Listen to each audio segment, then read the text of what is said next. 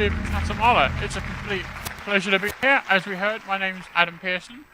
I am 29 years old from sunny London in the United Kingdom. And thank you for having me. So, as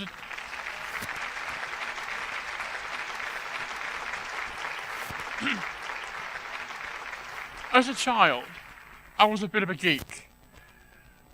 I was obsessed with these niche things that no one else seemed to care about. Every career day, my teacher would sit me down and look at me and say, "Adam, what do you want to be when you grow up?" And I, as a 5-year-old, full of hope, optimism, caffeine and sugar, would look back and say, "Mrs. McMullen, I want to be Batman." But think about it. Batman stood for justice, equality, always doing the right thing. He carried the weight of Gotham City on his shoulders and always won. Batman is the very definition of limitless. However, away from Gotham City and back in the real world, limits are a thing. And depending on how you define them, depends on how they affect your life. Limits are the skills, intelligence, and talents that you use in the decision-making process that kind of define you and shape your path in life. It's why everyone's different. It's why amazing lawyers will make rubbish singers, and amazing singers will make rubbish Formula 1 drivers. It's why we're all different. But imagine for a second having other people place limitations on you. Imagine growing up being told you won't be this because you're small, you won't be this because you're ugly, you won't be this because you're disabled, you won't be this because no one likes you. That was my experience. I have a genetic condition called type 1 neurofibromatosis, or NEF for short. It affects the 17th chromosome of the human genome and is characterized by the growth of non-cancerous tumours called fibromas that can occur anywhere within the central nervous system. So most of mine are on my face. I have a small one on my hand, and I have one on my bum that I've been told I'm not allowed to show you all. I know, right? No fun. And so, because it's genetic, I've always had it. It's what we call the genotype. And then the phenotype is the way the genes choose to express themselves. So we didn't know I had this condition until I was 5 years old. I was playing upstairs with my brother, probably doing something I shouldn't have been, pretending to be Hulk Hogan or Batman, and I bounced my face off the windowsill, and it came up in a bump, and kind of the parents came running upstairs, checked the windowsill, then checked the child, and it came up in a bump. And at the time we thought, oh, boys will be boys, this will go down, please stop ruining our house. And eventually it didn't go down, and so we started asking all these questions to doctors. And I remember spending a lot of time sitting in the waiting rooms of various hospitals, thinking, I'm here a lot. I've not had a math lesson in like a month. Ooh. And so then eventually we got the diagnosis. And growing up as a young child, my parents always said that I was going to go to a mainstream school and kind of not let this define me.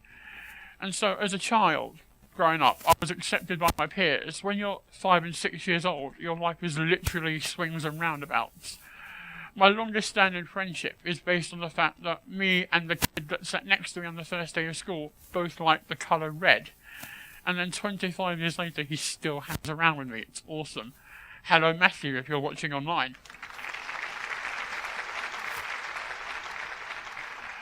But then the condition gradually got more aggressive, and I started to look more and more different.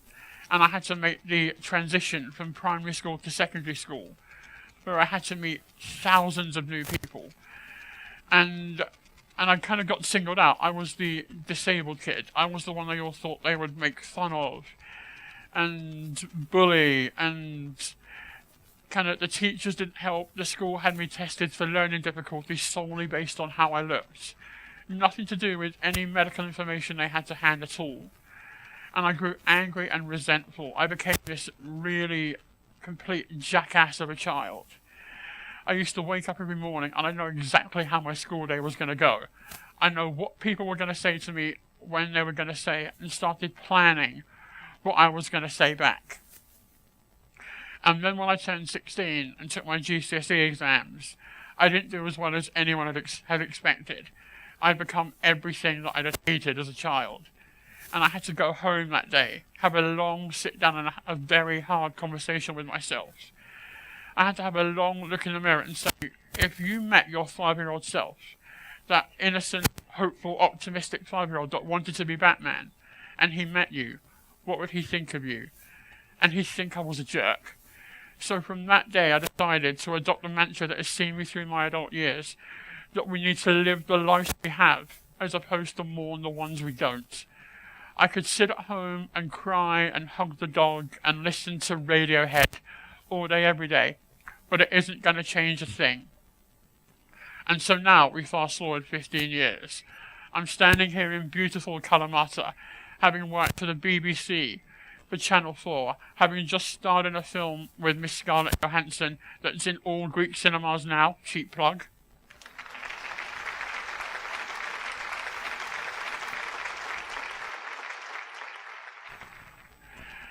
And it got me thinking, why are we all so obsessed with our limits? Back in the UK, we have a very media-heavy culture, where we're constantly being told what we have to be. We've done the words beauty, success, and limits a massive disservice by trying to quantify them.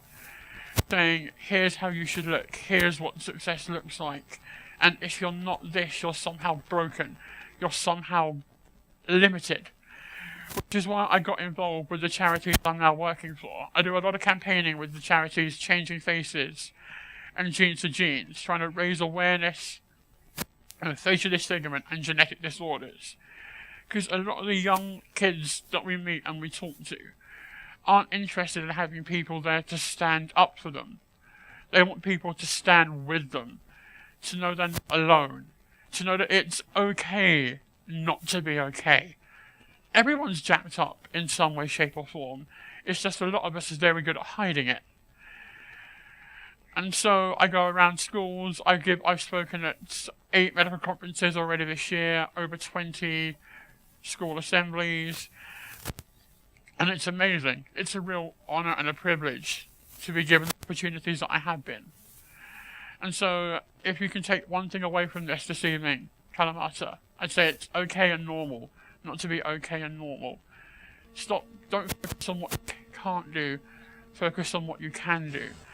I truly believe that if we were all a little bit more like Batman, the world would be a remarkable place. Thanks for your time. Have a great evening.